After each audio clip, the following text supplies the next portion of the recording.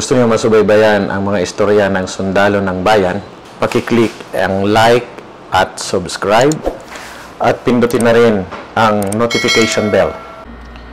Ang ikikwento ko sa inyo ngayon ay ang tungkol sa aking lampara. Kung tawagin ko ito ay ilaw ng kapayapaan. Light for peace. Panoorin ninyo.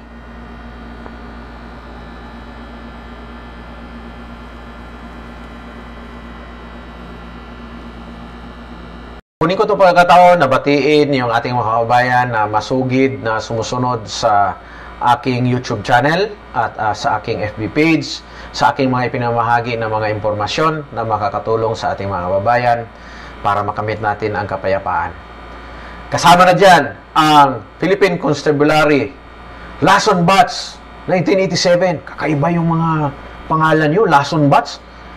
Kasama yan sa aking vlog entry bago ang kanilang anniversary sa September 5. Okay, Lason Batch, yung mga survivors doon sa isang, nakakalungkot na kaganapan noong 1987 na kung saan ay maraming nasawi sa mga kaklase ninyo.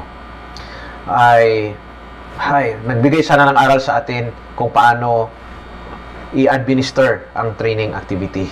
At para sa inyo, sumasaludo ako. Alam ko, mayroon pa sa inyong mga kasama na nasa aktibong serbisyo. Ang iba ay kumontak sa akin. At nagpasalamat ako sa isa sa inyong kasamahan, dating member ng 24th Infantry Battalion, na nagbahagi sa kaniyang karanasan tungkol doon sa insidente. Binabati ko rin ang mga members ng Army Reserve Command na inilbihan sa buong Kapuluan. Nagpapabati yung ating mga langkawal, no? Sa Luzon, Visayas, Mindanao. Appreciated ng Armed Forces of the Philippines ang inyong ambag sa nakaraan na pandemya. Maraming salamat sa inyo. At kung nakalimot man yung iba na nagpasalamat sa inyo, kami na nasa active service ay lubos ang aming pasasalamat sa inyo. Pinapaabot ko rin ang aking pagbati sa ating mga kasamahan sa 11th Infantry Division sa lalawigan ng Sulu.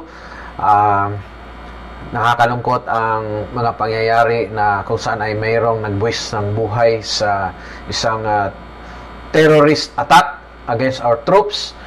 Maging mapagmatsyag tayo parati. Huwag nating kalimutan, wala pong personalan ang ating pakikidigma. Huwag nating kalimutan na ipadama sa ating mga kababayan sa Sulu ang ating pagmamahal, ang ating pagiging seryoso na matulungan sila na matapos ang armed conflict sa lalawigan.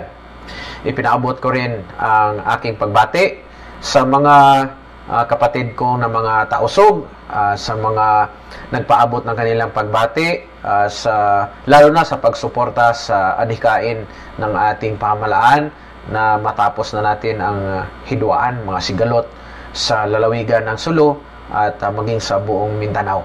Matagal na po kayong naghihirap sa tuloy-tuloy na bakbakan. Nagsimula pa noong 1578, wala nang katapusan. Naintindihan po namin gaano po kahirap ang dinanas ng inyong mga ninuno at hanggang sa ngayon. Sino ba naman ang sundalong Pilipino ang matutuwa na mahirapan kayo? Ang gusto po namin sa inyong lalawigan ay matapos na ang lahat ng mga hidwaan. Ipinaabot ko rin ang aking pagbati para sa mga pinagpipitagan ng mga lingkod bayan na walang sawa ang kanilang serbisyo sa kanilang mga constituents, sa mga sigalot na naranasan natin sa mga pamayanan. Malaking bahagi po sa solusyon ay nasa kamay ng ating mga pinagpipitagan na mga lingkod bayan. About 80 to 90% of the problem sa mga insurgencies ay kaya na masolusyonan sa pamamagitan ng good governance, sa pamamagitan ng pamumuno ng ating mga lingkod bayan at sa suporta ng ating sundalo at kapulisan. Kaya saludo po ko sa lahat na nagpapakita ng good leadership, no, sa among our civilian leaders. Maraming salamat. Hindi po kakayanin ng mga sundalo na tapusin namin gamit ang mga tools na to. Hindi namin kaya yun. Makakayanan natin yun kung atupagin natin ang pagtulong sa ating mga kababayan at pagpapakita sa kanila ng taos-puso na serbisyo. Kung makikita ninyo, sa pinaka-base ng aking ilaw sa kapayapaan ay binubuo ng mga bala ng caliber 50 Browning machine gun. Yan. Okay. Link yan. M2 ball ammunition ng caliber 50 machine gun na ginagamit pang defense sa mga detachments ng Philippine Army. Sa taas ng konti, nakapatong ay ang bala ng M60 General Purpose Machine Gun. Nakikita niyo may kulay. Okay? Ang ibig sabihin, bawat 5 rounds ay mayroon dyan tracer ball. Ang purpose niyan ay para sa fire control. Halimbawa, in the defense, makikita mo every 5 rounds ay mayroong umaapoy. At kung gabi, ay madidirect ng gunner ang fires ng lahat ng kanyang mga kasama. At sila ay nakapaikot naman sa bala, basyo yan, ng 105 mm high explosive round ng ating artillery. Yan, sa loob. At isa pang component niya ay ang bala ng 81 mm high explosive round na ginagamit sa 81 mm mortar. Yan ay battalion level na weapon. Tataas tayo. Ayun, ano ba to? Ito ay isang makasaysayan na helmet. Ang helmet na ito ay ang tinatawag na US M1 helmet na sumikat noong World War II hanggang sa 1985. Tigas, di ba? Bakal yan. Pero sa loob ng steel helmet ay merong plastic na liner. Yan. And in 1980s, pinalitan ito ng PASGT. No? Yung makabagong helmet noong 1980s na ginagamit ng mga American forces. At later on, napalitan na naman ng MICH type na helmet. Okay? Ngayon, makikita nyo, nilagyan ko ng ilaw sa loob dahil ang purpose ko nito ay talagang magagamit na pang-ilaw. Mahalaga ito para sa akin. At memorable dahil ito ay galing sa mga gamit pakidigma, pero ngayon ay ginagamit para sa non-combat purposes at bilang alaala sa aking pakikidigma noong aking kabataan. Proud ako dito sa helmet ito dahil ang nag-invento nito ay kapangalan ko, si Major Harold Snydenham ng United States Army. Kita nyo? Noong kami ay kadete sa Philippine Military Academy, ganitong klaseng helmet ang aming gamit-gamit. Sa loob niyan, andun yung plastic, yung tawagin ay helmet liner, no? At itong nasa labas, ito yung steel helmet. Okay? Yung kapag mag-FTX kami, yung nasa loob, yun lang yung gamit namin, yung nasa loob. Yan.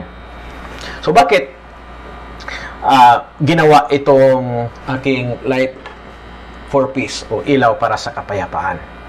Nung nanilbihan ako sa 33rd Infantry Makabayan Battalion, ay nakita ko yung, simula pa nung ako ay tiniente sa Basilan, sa Sulu, Central Mindanao, nakita ko yung napakapangit na itsura ng giyera na bilang sundalo ay naging parte rin ako sa mga kasiraan sa mga komunidad tuwing magkaroon ng bakbakan sa pagitan ng pwersa ng pamahalaan at nung mga nagre-rebelde.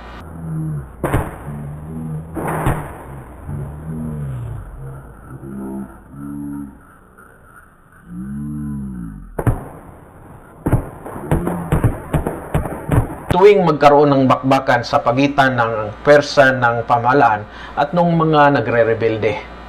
At marami akong mga realizations, mga aral sa aking buhay na nagbigay sa akin ng kaliwanagan na paano dapat ang tama na approaches para sa mawakasan natin ang mga sigalot ng ating lipunan. Kaya yung mga kagaya nito, na pwedeng mapakinabangan na pang-display na lamang, no? Maging display na lang sila na dati ay ginagamit sa giyera. Kagaya nito, ang 81mm na high explosive round, ginagamit sa pakikidigma. Ito ay isang dad, hindi siya pumutok sa kalumaan. During training, we are obliged to recover dad ammos kasi pinupulot ito ng mga terorista at ginagamit nila bilang improvised explosive device. So instead na magagamit nila para makapanakit sa amin ng mga sundalo o kaya makapanakit ng mga sibilyan, talagang pinagtatagaan namin na hagilapin ang mga dad ammunitions at minsan sa tulong ng mga civilian friends ay nare-recover namin yung mga dad ammunitions. Sinasabi namin sa kanila na kailangan sa amin maibalik dahil kailangan namin na iyon ay ma-demilitarized, no? Hindi dapat mapunta sa masasamang kamay. Kaya kung makakita kayo ng mga dad ammo kagaya nito o kaya yung sa artillery, huwag niyong hayaan na makalaruin ng mga bata o kaya mapunta sa mga terorista dahil gagamitin nila bilang bomba. So, babalik ako doon sa aral sa akin bilang punong mandirigma ng bansang Pilipinas. Nakikita ko na hindi naman madaan sa karahasan ang lahat ng problema na dulot ng mga insurgencies natin. So may ibang mga approaches na non-kinetic kung tawagin. Hindi mo siya gagamitan ng puwersa.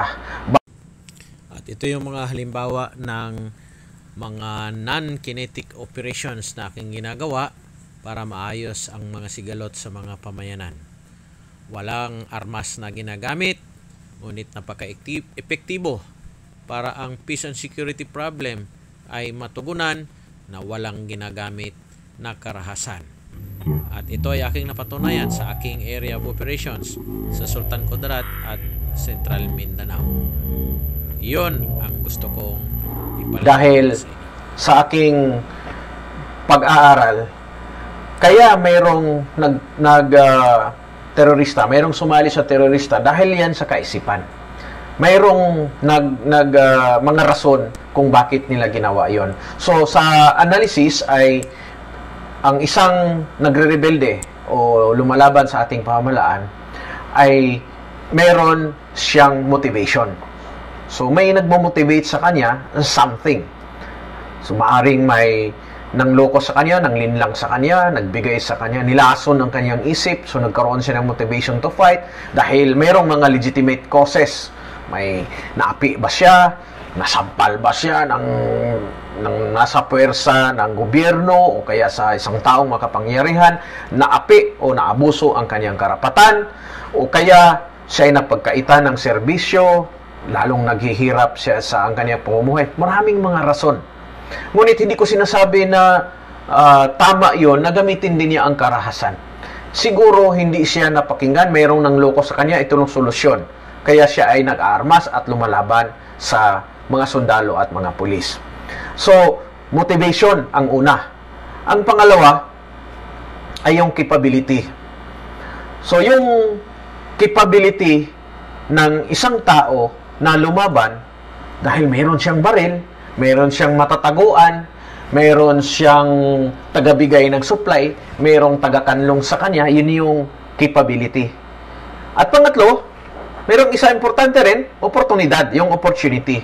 So, if a person who has the motivation, capability, and opportunity will probably fight. No? So, yung tatlo na yon ay titingnan mo siya para instead na barilin mo, hindi mo masolusyonan through baril yung tatlo na yon. Yung motivation, pwede mong gamitan ng influencing tools. Magaling ka dapat sa strategic communications. Dapat we will dominate information at gamit mo doon ay truth. Kung gumamit sila ng selected truth, gagamitin din natin ang truth para kontrahin ang kanilang truth nung nasa kabila. Okay? So, yung motivation to fight ay tatanggalin natin ang motivation to fight. Maraming mga pamamaraan, may tinatawag na pressure. Economic pressure. Idaan natin sa economic pressure. Pwedeng sa information, pressure through information. Pwedeng social pressure. Kausapin natin yung mga magulang, girlfriend, para siya ay sumuko na. At last, ang tinatawag na military pressure. Ginagawa ko yan noon. Gagamitan ko sila ng tactical deployments. Paputukan kong gilid ng kampo. Maya-maya susuko na yung mga nalinlang lang na sumali sa New People's Army. So, yan yung mga tools. So, hindi sa lahat ng panahon na patayin mo sila lahat dahil dapat pinapakinggan mo bakit ba sila napunta doon. Ano ang kanilang motivation? Ang susunod ay ang capability. So, gagawa mo ng paraan na matanggal yung capability nila to fight. Bakit sila may armas? Bakit sila may bala? Tapos, saan ba galing yung bala? Paano ma-stop yung bala? Yung armas, walang silbi kung walang bala.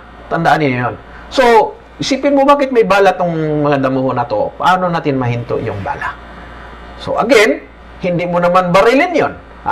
Yung para masolusyonan mo, hindi mo babarilin. Kundi, aaralin mo. Parang contact tracing din. Okay. Dito pala ang source ng bala.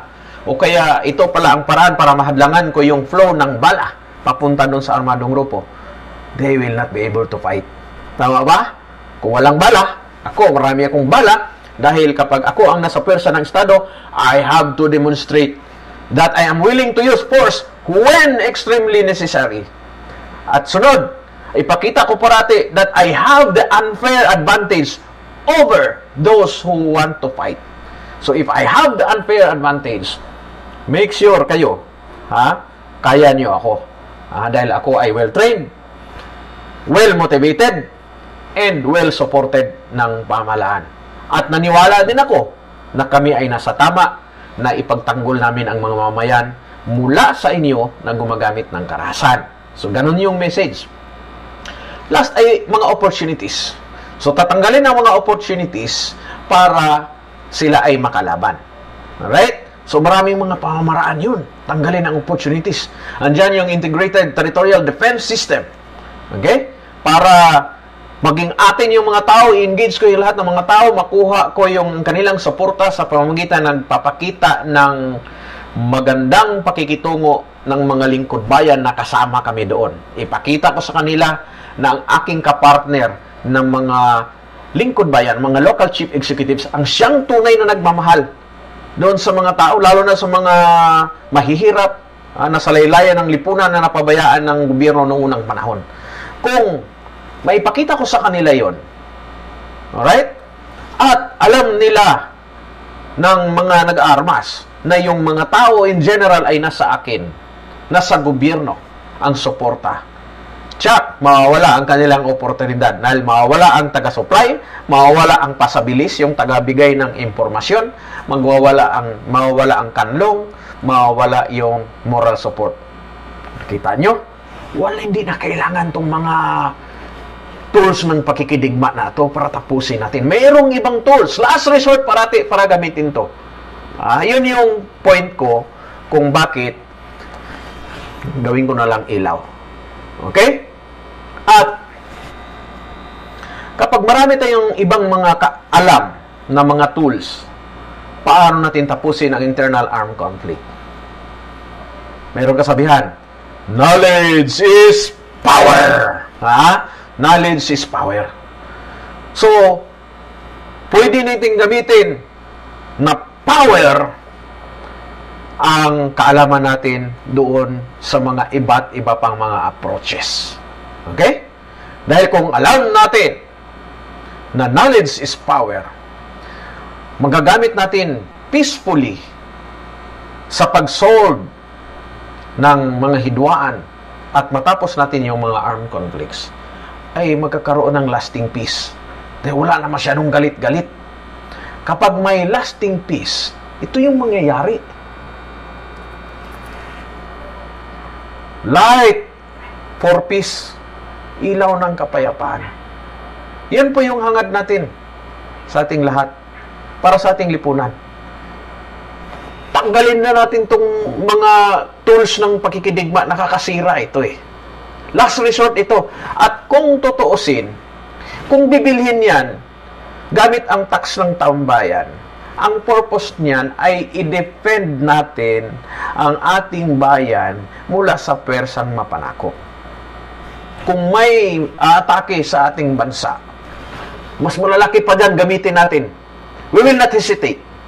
Kasi tungkulin nating lahat ng ipagtanggol ang ating mahal na bansang Pilipinas laban sa mga pwersang mapanakop. Paano natin magagawa yon kung tayo-tayo nagbabarilan tapos nagagamit natin itong mga tools na to sa kapwa Pilipino? Okay? So, yun yung punto ko doon. Na last resort parati ang gamit itong mga destructive tools. As long as makikinig, as long as makipag-cooperate, as long as mayroong understanding, ay kayang-kaya natin gagawin yun. Okay? Masakit din ang aming kalooban na mayroong natutumba sa mga bakbakan. At pagtingin mo doon, both sides, mga Pilipino, walang panalo. Panay Pilipino, both sides. Hindi tayo magbumay, yay! Nanalo kami. Anong klaseng victory yun? We want sweet victory. Ano ba yung sweet victory? Iyon ay victory na lahat happy. Ang victory sa internal armed conflict para sa akin ay ang nakatawa lahat. Kung mapasuko ako siya peacefully, nakatawa lahat eh. Pati yung mga kaanak. That's what I did in Sultan Kudarat and in Central Mindanao. Last resort ang use of violence. Pero kung talagang kinakailangan, sorry, dahil hindi pwede na ang sundalo ang susuko sa mga gustong magsulong ng karahasan. Reminder lang po doon sa nagpupumilit na gumamit ng karahasan. Harinawa ay nabigyan ko kayo ng kaliwanagan tungkol dito sa aking ilaw. Bakit lagi kong ginagamit ang aking ilaw para sa kapayapaan? Dahil kung may kapayapaan, doon natin makamit ang tunay na inaasam natin na kaunlaran at kasayahan ng buong bansang Pilipinas, ng buong bayan. Huwag niyong kalimutan, power yan!